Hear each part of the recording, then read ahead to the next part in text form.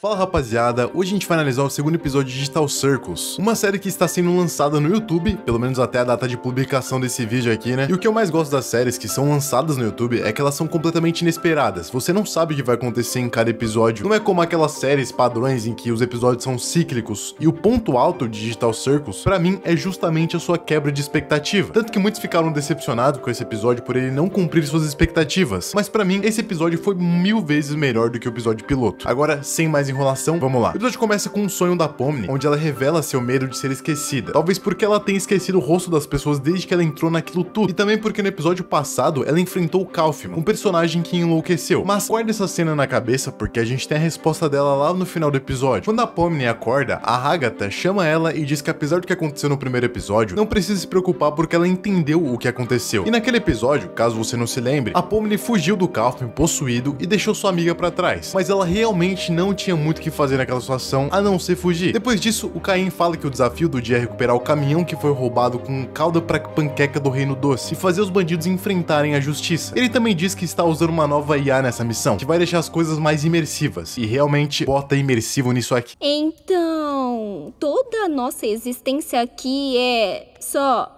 um RPG? No mundo real também é assim. A gente só cria um monte de justificativa pra achar que não é. Essas perguntas existenciais são bem frequentes nesse episódio e eu adorei como eles se aprofundam nisso aqui. Após isso, eles vão ao reino no desfiladeiro doce e chegam como heróis. Lá é praticamente um reino doce de Hora de Aventura, só que um pouco menos maluco, porque os cidadãos, apesar de terem o mesmo rosto e corpo, são um tantinho mais comportados do que o do Reino Deus de Hora de Aventura. E quando eles conhecem a princesa desse reino, ela os dá uma chave que vai permitir com que entrem quando recuperarem o que foi roubado. E falando em roubar, nós vemos os ladrões que roubaram aquele caldo porque existem pessoas doentes no seu vilarejo, inclusive a mãe do ladrão principal, do qual a gente vai se aprofundar mais na história daqui a pouco, mas é esse jaré aí, ó. Todos os bandidos fogem no caminhão e então começa uma perseguição maluca de caminhões, que é bem da hora e foda pra falar a verdade. E ao invés de tentarem resolver na conversa, como foi sugerida pela Agatha, o infeliz do Jax, esse personagem que parece um coelho, mas na verdade é um demônio, decide resolver tudo na violência, usando até uma bazuca que é bem broxa pra falar a verdade. Ele inclusive usa a Pomni como isca pra pegar os bandidos e até pra segurar os dois caminhões, como se fosse o Van Damme. E se você for mais novo, por favor, assista aos filmes do Van Damme, eles são bem maneiros. O Jax é extremamente sem noção nesse episódio inteiro, e eu vi gente falando que devemos sentir empatia por ele, porque esse é um gatilho emocional de violência, porque ele é uma pessoa extremamente traumatizada, que só usa as pessoas porque ele é um machucado.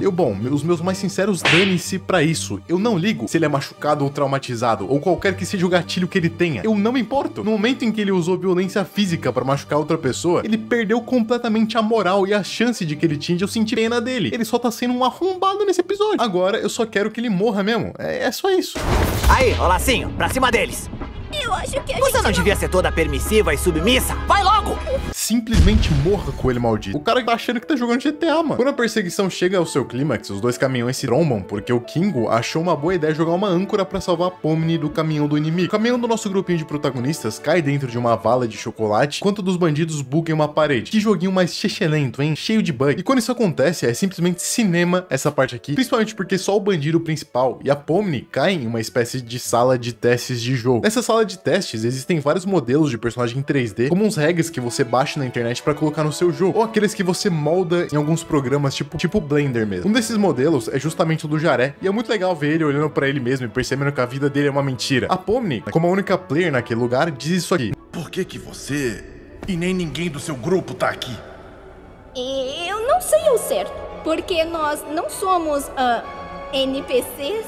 NPCs? Mas que papo é esse, garota? Agora, imagina alguém chegar do nada do seu lado e falar que você é só um NPC de um jogo e que a sua vida só foi feita com o propósito de cumprir um papel no plano de criador do jogo. A pior parte é que esse NPC tem memórias, ou pelo menos pensa ter, porque ele cita a mãe dele, só não consegue lembrar do rosto dela. Aparentemente, ele tem a impressão de que ele teve uma vida antes de tudo aquilo, o que é bem cruel pra falar a verdade. Deve ser justamente essa nova IA da qual o Caim falou no começo do episódio. E isso me faz teorizar muita coisa. Eu acharia legal, por exemplo, de que o plot fosse que todo mundo ali é NPC menos a Pomni. Ou se todo mundo fosse NPC que acreditasse ser humano também, seria um puta plot twist. Porém, vai saber, né? Vai saber o que vai acontecer. Ao descobrir que sua mãe e todas as pessoas que conheceu na sua vida não existem porque ele acabou de ser criado, ele começa a ter um ataque de ansiedade. Porque a crise essencial é muito forte, a ponto dele começar a questionar quem ele é, já que toda a sua personalidade é baseada em mentiras que implantaram na mente dele. Antes disso, ele acreditava ter um propósito, acreditava saber quem é e também conhecia as pessoas das quais ele imaginava existir. Agora, ele nem sabe se se ele é algo. Porém, a capacidade dele como uma IA de reconhecer que ele não é um ser humano é notável, tendo em vista que ele conseguiu fugir de sua programação inicial e refletir. Se ele reflete, ele pensa e sabe que ele é um ser pelo menos em algum lugar, será que ele também não é um ser vivo? Tudo bem que tudo isso tá sendo gerado para um jogo e em um jogo ou em um computador, sei lá, mas o ponto é que ele tá literalmente refletindo e fazendo assimilações das quais nenhuma máquina poderia fazer, porque elas não têm sentimento e capacidade de reflexão. Ele não tá, aparentemente, pegando os dados daqueles pensamentos da memória do computador ou da internet, ele tá literalmente criando pensamentos, ou fazendo a gente achar que ele tá criando pensamentos. Esse é um dos grandes problemas das inteligências artificiais, porque mesmo que a gente não reconheça de forma geral, talvez algum dia elas tenham essa capacidade de saber que existem. Então, se elas são sencientes, elas sabem que elas existem, conscientes e conseguem ter uma memória, isso não faria delas um ser vivo também, mesmo que elas não tenham sentimentos como nós, através dos hormônios e tudo mais. A questão é que o Jaré emula muito bem os sentimentos, tanto que ele tem a crise existencial, um negócio puramente humano. Afinal, o que é ser vivo ou ter vida? Nas minhas concepções, ele é sim um ser. E no outro caminhão, que caiu no chocolate, aparece esse cara aqui, o Caramelo, que é fofo, porém é um assassino. Mas ele é fofo, pelo menos. É assassinato mesmo quando é gostoso? Bom, eu acho que sim. Só que essa frase aqui daria uma boa reflexão em um vídeo inteiro, mas vamos deixar pra próxima, tá? A Pomni tenta escapar daquele lugar, mas ela precisa de ajuda. Só que deixa isso de lado pra conversar com o Jaré, que diz ser insignificante, porque tudo que ele teve na vida dele é falso. Basicamente saiu da caverna aqui e tá vendo a verdade só agora. Só que pra mim, isso não faz ele ter menos valor, porque valor é algo que você dá pra si mesmo, e não algo que o mundo pode te dar. Logo, mesmo que nada do que ele acha que aconteceu tenha de fato acontecido, ele tem valor existencial, pelo menos pra si. Pomni diz que entende ele, que se sentir um completo nada é normal, porque os humanos também sentem isso, mas que elas continuam se importando uns com os outros. Nós somos só obstáculos,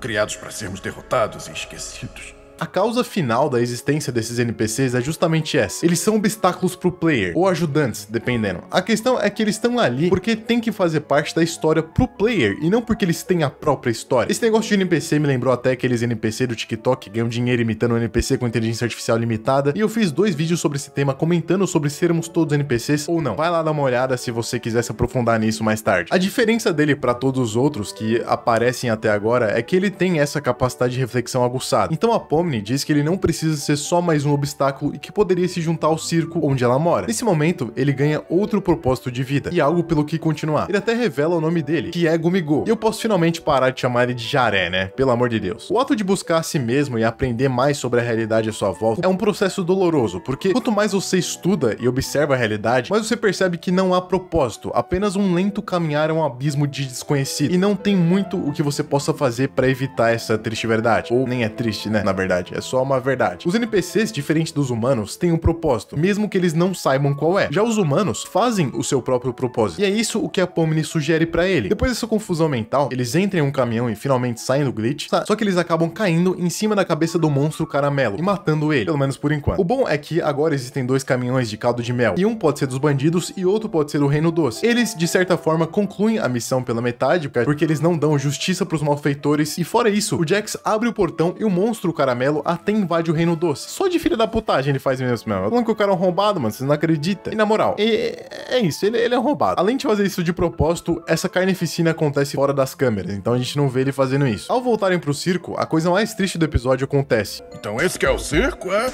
Dá pra me acostumar. Opa, parece que mais um conseguiu entrar. Peraí, o quê? Espera, o quê? O cara é explodido sem mais nem menos. Simplesmente o cara mais pica do desenho inteiro morre do nada, só por ser um NPC. O Caim fala que mais um conseguiu entrar ali, dando a entender que os outros já conseguiram. Resta saber quem é o outro NPC. E eu tenho até uma teoria quanto a isso. Eu imagino que o Caim seja um NPC que conseguiu tomar o controle do jogo e agora prende todos os humanos ali, seja lá por qual motivo. É claro que provavelmente eu tô errado, mas uma das partes mais legais de acompanhar uma série enquanto tá lançando é fazer teorias que vão estar super erradas no final, mas foi divertido fazer. E depois da morte do melhor personagem, o Gold, a Pomni coringa e começa a rir descontroladamente, rir de nervoso mesmo, porque ela mesma adquiriu empatia pelo personagem, igual a gente, tristeza total. E agora vem o melhor / pior final, porque a Hagatha diz que vão realizar o velório do Kaufman, que não vai cair em esquecimento. E essa é a resposta ao sonho da Pomni. E ao contrário do sonho, que ela acha que vai ser esquecida no começo do episódio, eles não esquecem o Kaufman, tanto que ela fica até surpresa que vão fazer isso. Eu imagino que seja porque eles não esquecem ninguém que passou ali e também fazem um velório, pra de alguma forma honrar a memória daquela pessoa. O triste é que eles não fizeram um velório velório pro NPC que acabou de morrer, dando a entender que eles não valorizam os NPCs, só os humanos. E é com essa ironia que o episódio acaba. Um velório do Calfimo, mas não do nosso querido Jaré Gamigold, que simplesmente morreu e parou de existir logo após ter encontrado um novo propósito para sua vida. Ele literalmente caminhou em um abismo de desconhecido e chegou no chão.